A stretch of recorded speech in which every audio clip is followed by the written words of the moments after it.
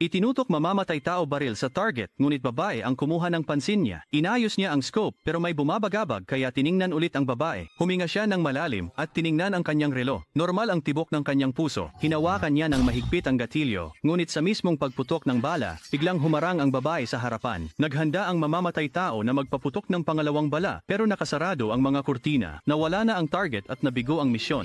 Mabilis niyang binaklas ang rifle, tinipon ang gamit at naglaho sa dilim ng gabi. Biglang tumunog ang telepono. Tinawagan siya ng amo, malamig at matigas ang boses. Paano ka nabigo?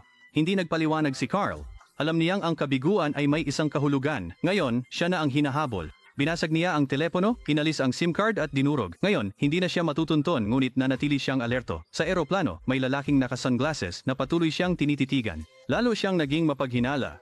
Pagkalapag niya, gumamit si Carl ng peking ID para mag-book ng panibagong flight, ngunit pagdating niya sa susunod na terminal, nandoon pa rin ang parehong lalaki. Sigurado siyang sinusundan siya. Kinabukasan, sumakay siya sa isa pang eroplano at sa wakas ay nakarating sa kanyang pinagtataguan. Pagdating niya sa bahay pahingahan, naramdaman niyang may kakaiba. Sinuyod niya ang bawat kwarto, ngunit wala siyang nadatnan, mga sirang kasangkapan at bakas ng dugo. Napagtanto ni Carl na inatake ang kanyang asawa.